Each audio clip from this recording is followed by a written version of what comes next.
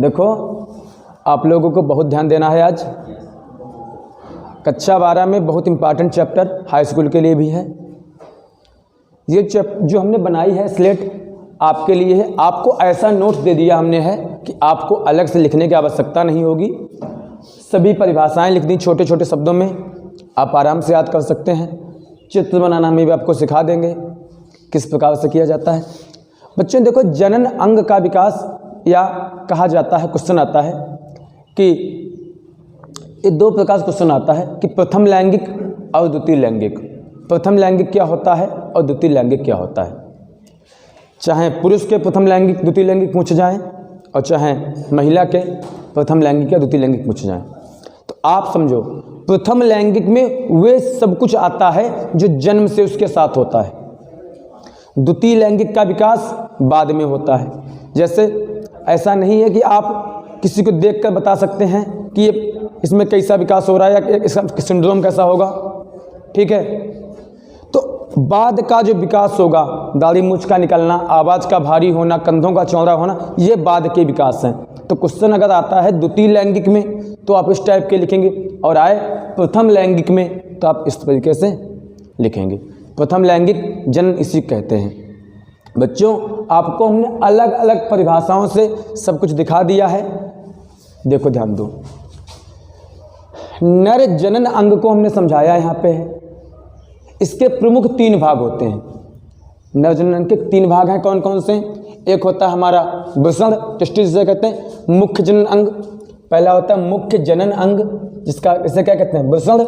और दूसरा है सहायक जनन अंग, वे अंग जो इसकी सहायता करते हैं। ये प्रमुख अंग होता है, ये सहायता करने वाले अंग होते हैं। और तीसरा भाई कौन कौन सी ग्रंथियां हैं जो इसको संभालती हैं, सिस्टम को बनाए रखती हैं। कोई भी सिस्टम अकेला थोड़ी चल जाता है, उसके पीछे भी कई कारक होते हैं, 7 कारक चलते हैं। तो पूरा सिस्टम बनके एक पूरा अंग का निर्माण करता है जो हमारा जनन अंग कहलाता है। ध्यान दीजिए, यहाँ से हम आपको एक एक परिभाषा बताते चल रहे हैं। मुख्य जनन अंग में आता हमारा है वृषण, टेस्टिस, इसे बना सकते हैं। देखो चित्र चलो बाद में बनवाएंगे, आपको पहले सब बता ही दें। इसमें पहला क्या आता है, वृषण हमारा है, ये मुख्य जनन अंग है। बाकी जो अंग हैं वो इसकी सहायता करेंगे। प्रमुख जो बनना है, जो होना है, जो क्रियाएं कराएगा, सब यही कराएगा। सबसे पहले इसमें आप ध्यान दो, इसमें बच्चन नलिका लगी होती हैं जिसे हम इग्विनल नाल कहते हैं। इनका संबंध कहाँ से होता है, उदर गुहा से। अब आप देखो, जब बच्चा छोटा हो तब भी उसके पैदा होते ही उसके टेस्टिस पाए जाते हैं। जन्म हुआ टेस्टिस पाए जाते हैं। अब एक बात सोचो आप, जब जन्म नहीं होता होगा तो उसके ये अंग कहाँ पाए जाते होंगे? उसके ये अंग तब तक कहाँ होते हैं, उदर गुहा में होते हैं, उसके पेट में पाया जाता है। तो उदर ये जो भाग होता है इसे उदर कहते हैं, ठीक है। तो कहाँ होते हैं, उदर गुहा में होते हैं। आप समझो, जब कभी भी इन अंगों में चोट लग जाती है तो हम अपना पेट पकड़ते हैं, भाई बहुत दर्द हो रहा है, कहते नहीं कहते?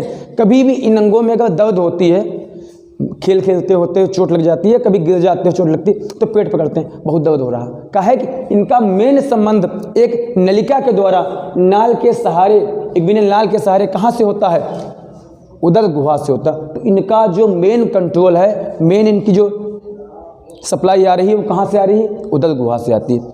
आप एक बात आप याद कर सकते हो, जन्म से पूर्व अगर बात की जाए इनकी स्थिति कहाँ होती है, उदर गुहा में ही होती। और जन्म के बाद कहाँ निकला, बाहर, शरीर के बाहर, उदर गुहा के नीचे आ जाते हैं, ठीक है। तो जन्म से पहले कहाँ पाए जाएंगे, उदर गुहा में पाए जाएंगे। भ्रूण अवस्था में उदर गुहा ही में होते हैं, पेट में होते हैं, और बाद में निकल आते हैं। अच्छा, संबंध होता है। बेटा अगला लिखा है गुब्रेनुकुलकम। ये क्या होता है, ये वो भाग है जो वृषण जैसे हमारा है, जिन तंतुओं से संपर्क में जुड़ा होता है। इन्हीं के सहारे ये एक प्रकार की तंतु होते हैं, कई प्रकार के होते हैं, जिनसे वो अंग लगा होता है, संबंधित होता है। और भैया आप लोगों ध्यान दो कि इनमें सिकुड़न और शिथिलता आती है, बढ़ते हैं घटते हैं। ठंड के मौसम में सिकुड़ जाते हैं और गर्मियों में पसार करते हैं। तो ये तंतु जो हैं इनको यही कहते हैं कि इनमें जो स्पंदन होता है वो काम कराते हैं हमारी ये बता दिया हमने आपको था, स्थिति उदर गुहा में होती है और बाद में एक वीनल नाल के द्वारा वृषण कोश में आरोपित कर दी जाती है और बाद में जब जन्म हो जाता है बच्चे का तो आराम से इसी नाल के सहारे कहाँ भेज दिए जाते हैं, वृषण कोश में भेज दिए जाते हैं। अच्छा, इनका तापमान जो होता है 2 से 2.5 सेल्सियस होता है। अब क्यों होता है इतना कम? अगर ज़्यादा होगा तो क्या, देखो इसलिए कम होता है, इनमें क्या होता है, शुक्रजनन और शुक्राणुओं का निर्माण होता है, तापमान कम हो। अब हमारे शरीर का तापमान होता है 37, अगर हमारे शरीर से तापमान ज़्यादा हो जाएगा इनका ताप तो ये निर्माण नहीं इनका असंभव है, निर्मित ही नहीं हो पाएंगे। इसलिए, और दूसरी बात आप समझो, शरीर के बाहर क्यों होते हैं? अगर ये शरीर के अंदर ही होते, सब बाकी सब पार्ट शरीर के अंदर होते हैं, ये बाहर क्यों होते? इनको तापमान कम चाहिए होता है और हमारे शरीर का तापमान ज़्यादा होता है, इसलिए भाई ये बाहर की ओर होते हैं। एक बात। अब गर्मियों में क्या होता है, ये क्यों फैलते हैं? क्योंकि शरीर का ताप 37 तो है ही है, तो ये बाहर ठंड का आभास करने के लिए बाहर फैलते हैं और जब भैया ठंड का मौसम होता है तो बाहर का तापमान कम हो जाता है, तो अब इनका तापमान चाहिए तो है, इतना कम भी नहीं चाहिए, तो ये सिकुड़ जाते हैं शरीर के तापमान से गर्मी लेने के लिए, इसलिए सिकुड़ना और फैलने की घटनाएं हुआ करती हैं। आप लोग अच्छे समझ गए होंगे। अच्छा बच्चों, जो लिखा सार्टोलिक कोशिकाएं जो हैं ये क्या करती हैं, ये शुक्राणुओं के भोजन का निर्माण करती हैं, उनको पोषण देती हैं, उनको परिपक्वता लाती हैं। ये सब जब तक इस शुक्राणु जो हैं ये परिपक्व नहीं हो जाते तब तक भोजन निर्माण का कार्य यही करती हैं। अगला है लैंडिंग कोशिकाएं क्या करती हैं, या ध्यान दीजिए आप लोग, ये वो कोशिकाएं हैं जो टेस्टोस्टेरोन हार्मोन्स का स्राव करती हैं। मोस्ट इंपॉर्टेंट क्वेश्चन है कि टेस्टोस्टेरोन, अभी आप लोग देखेंगे बताएंगे एक, और यही टेस्टोस्टेरोन हमारा द्वितीय लैंगिक जनन का विकास करेगा। यही टेस्टोस्टेरोन है जो द्वितीय लैंगिक का विकास करेगा, बताएगा उसके बारे में। तो इनका स्राव करने वाली कोशिकाएं कौन सी होंगी? लैंडिंग कोशिकाएं इसका स्राव करती हैं। ये बात आप बहुत ध्यान से देख लीजिए। अब टेस्टोस्टेरोन होता क्या है? ये द्वितीय लैंगिक का विकास करता है, एक बदबूदार पदार्थ होता है, या अभी आपको हम बताएंगे। ये इतना अजीब इसमें बदबू टाइप का आया करती है। ये क्या है, इससे पहचान होती है कि भैया ये जो है इसमें वो गुण आने प्रारंभ हो गए हैं, जो जिन्हें हम युवावस्था कहते हैं, ऐसा कह सकते हो। युवावस्था का विकास इसी पे टिका होता है। एक प्रकार की स्मेल आया करती है जो बताती है कि ये अब परिपक्व अवस्था में चल रहा है, बीच का समय जो तय करती है और द्वितीय लैंगिक का विकास करती है। शुक्राणु क्या होता है? स्पर्म कहते हैं। इनका निर्माण जो है वृषण में होता है। ये देखो एक प्रकार के आपको एरो का निशान दिखा दिया हमने, इस टाइप का होता है। बच्चों इनमें चलने की क्षमता पाई जाती है क्योंकि माइटोकॉन्ड्रिया पाया जाता है, चल सकती हैं। इनके 3 भाग होते हैं, एक अग्र भाग होता है, बीच का मध्य भाग होता है और लास्ट का पुच्छ भाग होता है। अग्र भाग जो है वह क्रोमोसोम से बना होता है जो गमन में सहायता करता है, चलने में सहायता करता है, और मध्य भाग जो होता है कुछ बीच में मोटा हो जाता है, सेंट्रियोल पाया जाता है इसमें, और इसी से माइटोकॉन्ड्रिया बीच में पाई जाती है और माइटोकॉन्ड्रिया की सहायता से इसका निर्माण होता है। ये आप देख सकते हो, इधर बना दिया हमने। और पुच्छ भाग जो होता है एकदम नग्न होता है, कोई इस पर अलग से कुछ नहीं पाया जाता। आप ऐसा चित्र आएगा पहचान लेंगे। ये तो हो गया हमारा प्रथम जनन अंग जिसे हम वृषण कहते हैं। दूसरा हमारा होता है सहायक जनन अंग। बच्चों देखो, जिससे हम श्वसन क्रिया करते हैं तो फेफड़े हमारे प्रमुख जनन अंग हैं। अब नाक से सांस लेते हैं तो नाक भी तो सहायक है। नलिका ग्रसनी जो है सांस ले जाती है, सब तो उसके भाग ही तो हैं। तो ऐसे ही इसके भी तो कुछ भाग होंगे जो इसमें सहायता करते हैं। कौन कौन भाग आते हैं? नंबर 1 एपिडिडमिस आता है। ये क्या होता है? ये जो होता है कि जब वृषण जो हमारा ये टेस्टिस हो, इसके ऊपर एक पन्नी लगी होती है इस टाइप से, जो इसको पूरा चारों तरफ से ढके होती है। इसे क्या कहते हैं? एपिडिडमिस कहते हैं। इसका काम ये क्या करती है? उसको ढक लेती है, पूरे मस्तिष्क को ढका करती है। और करती क्या है? शुक्राणुओं का संग्रह करती है और इसी पन्नी में शुक्राणु परिपक्व होते हैं, ठीक, मैच्योर हुआ करते हैं। इसी पन्नी में लिख दिया है संग्रह व परिपक्व होते हैं। बेटा इस एपिडिडमिस पन्नी के भी 3 भाग होते हैं। एक भाग होता है शीर्ष, एक मध्य और एक पुच्छ। जो पीछे का भाग होता है, यही भाग, ध्यान दो, यही भाग निकल कर एक नलिका जाती है इससे, वही नलिका जो आपको दिखाया था हमने यहाँ पे, वही नलिका उदर गुहा में प्रवेश करती जाकर है, जिससे हमको दर्द का आभास होता है। यही वो भाग है एपिडिडमिस का जिससे नलिका पुच्छ भाग से निकलेगी और हमारे उदर गुहा में प्रवेश करेगी, जिससे हमको लगता है भाई कुछ हुआ तो दर्द हुआ, पेट में आभास कराती है। ये इस प्रकार से गुबरेनुकुलम में जाती है और वहाँ से इसका सिस्टम हो जाता है। अगला बेटा शुक्रवाहिनियाँ हैं, इस टाइप की नलिकाएं लगी होती हैं टेस्टिस से, जिसे हम बैस डिफरेंस भी कहते हैं।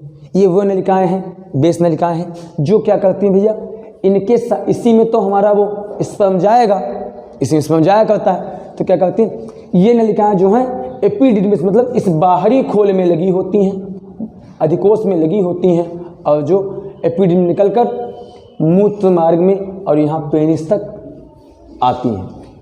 पेनिस तक का इनका संबंध होता है। अगला है शुक्राशय। ये क्या होता है, एक थैलीनुमा भाग होता है जिसमें चिपचिपा द्रव भरा होता है, जिसे हम कह सकते हैं वो वीर्य का लगभग 25% भाग होता है। उसका वीर्य का निर्माण इसी से लगभग 25% होता है। चिपचिपा भाग ये क्या करता है, ये शुक्राणुओं को भोजन देता है और जब मैथुन क्रिया होती तो उसकी सहायता करता है। इसमें क्या होता है बेटा, ये पेनिस होता है, ये वो अंग, ये कोई मतलब प्रमुख अंग नहीं है, ये बस इतने प्रमुखता इसमें है कि जब मैथुन क्रिया होती है स्पर्म को पहुंचाने का काम करता है। इसी से भैया मूत्र का त्याग होता है और उसी स्पर्म का निकलना होता है, तो हमारा कौन हो गया, शिश्न हो गया, ये मैथुन अंग है। बच्चों अब बता रहे हैं आपको कुछ सहायक ग्रंथियाँ जिससे हमारे शरीर में ये सभी क्रियाएं आराम से आसानी से हो जाती हैं। उनमें कौन कौन आता है, नंबर 1 है प्रोस्टेट ग्रंथि। ये क्या करती है, ये करती है, ये तरल पदार्थ का स्राव करती है। हमने आपको बताया था चपचिपा पदार्थ निकलता है जो योनि मार्ग को भी चिकनाहट देता है। तो और दूसरा क्या करता है, मूत्र मार्ग में भाई इसी से पेशाब निकलती है, सोचो पेनिस से निकलती नहीं निकलती है, तो उसमें अम्लीयता भी तो आ जाती है। देखो हमने बताया था एक दिन जो पढ़ाया था उस चैप्टर को, तो हमने कहा था जो पेशाब होती है अम्लीय भी होती है, कहा था। तो इसमें क्या होता, अम्लीयता आ जाती है, तो मूत्र मार्ग में जो अम्लीयता को समाप्त करता है, जलन टाइप की जो संबंधित समस्याएं होती उनको कौन समाप्त करता है, प्रोस्टेट ग्लैंड समाप्त कर देती है, अम्लीयता को नष्ट कर देती, आराम से स्पर्म जा सकता है। कार्पस ग्रंथि क्या करती है, जब भैया मैथुन क्रिया प्रारंभ होना चालू होती है, मैथुन क्रिया से पूर्व क्या होता है, उसमें क्षारीय द्रव बन जाता है। ये क्षारीय द्रव का स्राव करती है, क्या करती है, क्षारीय द्रव का स्राव करती है। और वो द्रव किस काम में आता है, मैथुन क्रिया से पहले एक द्रव का निर्माण करती है जो क्षारीय होता है। अब वो करता क्या है, क्या करता है, योनि मार्ग को स्नेहक बनाता है, तेलीय पदार्थ, आराम से क्रिया संभव हो जाती। अगला है पेरिनियल ग्रंथि क्या करती है, ये जो ग्रंथि है इसका प्रमुख आप यही काम मान सकते हैं, ये एक ऐसे पदार्थ का निर्माण करती है जो विशेष गंध वाला होता है। अब विशेष गंध वाला कौन सा पदार्थ होता है, टेस्टोस्टेरॉन। टेस्टोस्टेरॉन को निर्मित करने में ये सबसे अधिक सहायक ग्रंथि यही है, जिसे हम पिनियल ग्रंथि के नाम से जानते हैं। और वही टेस्टोस्टेरॉन हमारे द्वितीय लैंगिक विकास को संभव कराता है। ठीक है, तो आप लोग ये भाषा समझें, आपको आगे भी अभी बता रहे हैं।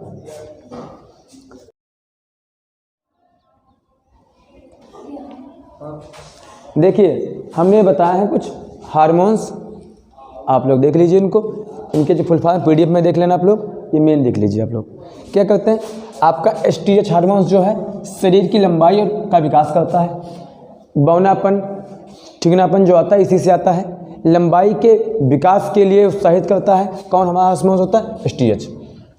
TSH हार्मोन्स क्या करता है, थायराइड ग्रंथि को प्रेरित करता है कि वो हार्मोन्स का स्राव करती रहे, और FSH हार्मोन्स जो है शुक्राणुओं को का जब विकास होता है तो जनन के लिए उनको प्रेरित करता है, शुक्र जनन में सहायता करता है। और LH हार्मोन्स है, ये महिलाओं में क्या होता है भैया, उनको दुग्ध ग्रंथियों में निर्माण करता है, जिससे उनमें क्या होता है, दुग्ध शिशुओं के लिए पर्याप्त मात्रा में आना प्रारंभ हो जाता है। तो अब आपको हम चित्र समझा देते हैं, जो भी हमने आपको समझाया था इसको देख लीजिए आप लोग। देखो यहाँ देखिए क्या होता है, दो भैया क्या होते हैं, टेस्टिस होते हैं, इनको हम एक जोड़ी कह सकते हैं, इस संख्या में 2 होते हैं। ये जो होते हैं शरीर के बाहर होते हैं, अच्छा बाहर होते हैं, इनके ऊपर एक अलग से अधिकोष लगा जैसे पन्नी होती है, जिसे एपिडर्मिस कहते हैं, इस टाइप की बनी होती है। और टेस्टिस में किसका निर्माण होता है, कौन हार्मोन्स का, टेस्टोस्टेरोन का, लिख दो यहाँ पे टेस्टिस, और इसमें टेस्टोस्टेरोन, ठीक, एस्ट्रोजन का निर्माण होता है, एस्ट्रोजन।